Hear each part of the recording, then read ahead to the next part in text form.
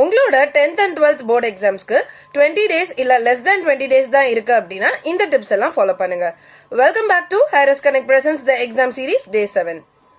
Point number 1, எல்லா சப்ஜெக்ட்ஸ்லயும் எந்தெந்த lesson எந்தெந்த சாப்டர்ல இருந்து அதிகமான மார்க்ஸ்க்கு கொஸ்டின் வரும் அப்படிங்கிற வெயிட்டேஜை பத்தி நல்லா தெரிஞ்சுக்கிட்டு ரிவைஸ் பண்ணுங்க. இது நீங்க யூஸ்வலா வாங்குற மார்க்கை விட அதிகமான மார்க் வாங்குறதுக்கு உங்களுக்கு ஹெல்ப் பண்ணும்.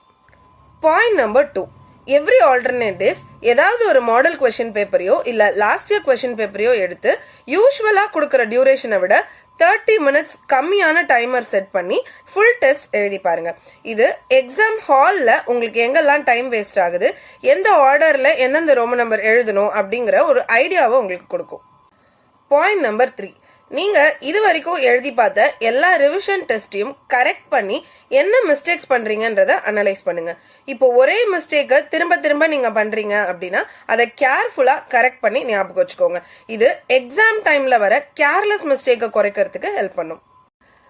பாயிண்ட் நம்பர் 4, லாஸ்ட் 20 டேஸ்ல புதுசா எந்த போர்ஷனும் படிக்காம ஆல்ரெடி படிச்ச போர்ஷன்ஸ்ல இருக்கிற முக்கியமான points, keywords, graph, geometry, diagrams, அதோட பார்ட்ஸ், மேப் டிராயிங், இந்த மாதிரி ஈஸியா மார்க் வரக்கூடிய விஷயங்களை திரும்ப திரும்ப ரிவைஸ் பண்ணுங்க.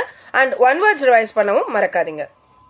இன்னைக்கு நான் சொன்ன இந்த 4 டிப்ஸும் லாஸ்ட் மினிட்ல ப்ரிப்பேர் பண்றவங்களுக்கு ரொம்பவே ஹெல்ப்ஃபுல்லா இருக்கும்னு நினைக்கிறேன். இதுல ஏதாவது டவுட்ஸ் இருக்கு அப்படின்னா போர்டு எக்ஸாம்ஸ் கீழே கமெண்ட் பண்ணுங்க. உங்களுக்கான டவுட்ஸை உங்களோட இன்பாக்ஸ்ல வந்து நாங்க கிளியர் பண்ணுவோம். Until next video, stay tuned.